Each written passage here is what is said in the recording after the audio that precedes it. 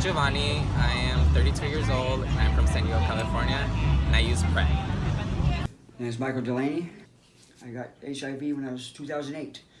I'm undetectable right now. Hi everyone, my name is John Paul Hernandez, and I'm a San Diego native. I am 34 years old. Been about undetectable for about 8 years or 8 years plus.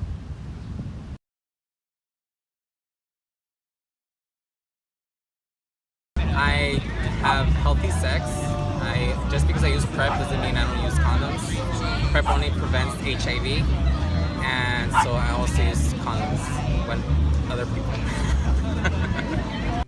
I've learned more about myself that I didn't know I knew. And it's a fearful thing in a way because it's places that I haven't been. But there's something good there, and these case managers that I have here tell me to go ahead and do this, and it's a fearful spot, so I really don't want to. But exactly what they say is at the end of the road is there. They got me permanent housing. I'm off the streets.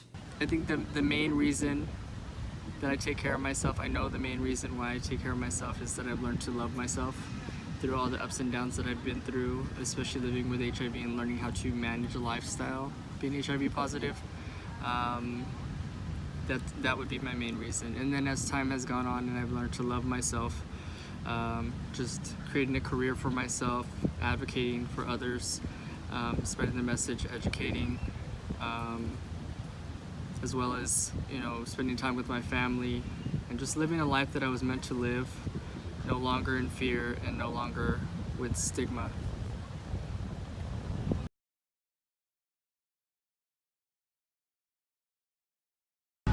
It has to be my sisters.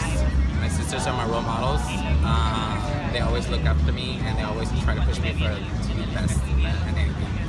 But these people here, I can't vouch enough for them.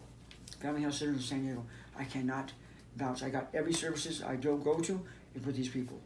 And thanks for the state of California or whoever's paying for it. I mean, I use them.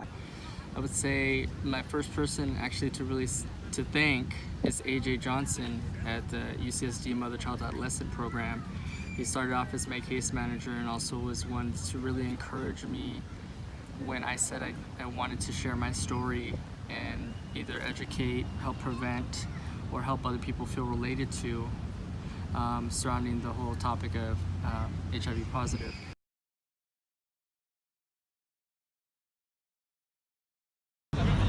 My biggest challenge was to be coming out, to be gay. It was when I was 18, just barely came out, just barely graduated from high school, and I decided to tell my parents and my family that I was gay. And I was surprised because they took it very well and they were very supportive.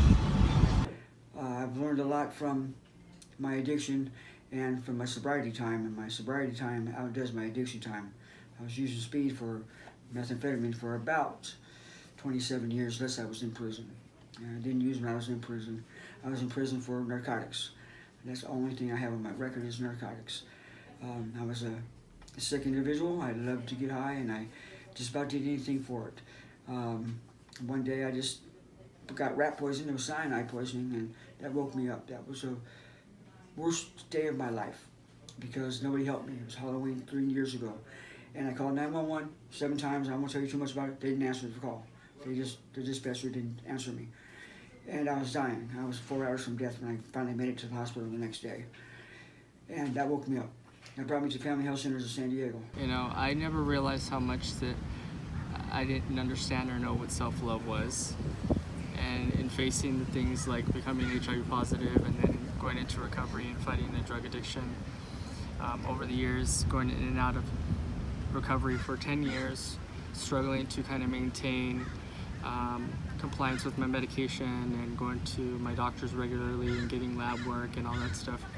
I didn't realize the deeper issue was self-love, to maintain a level of self-care where I can build myself up as the man that you see before you today, and taking care of myself on a day-to-day basis with eating properly, exercising, getting sleep, taking my medication, going to the doctors regularly, talking about it, normalizing it, allowing other people to know that it's nothing to be afraid of and that I'm nothing to be afraid of.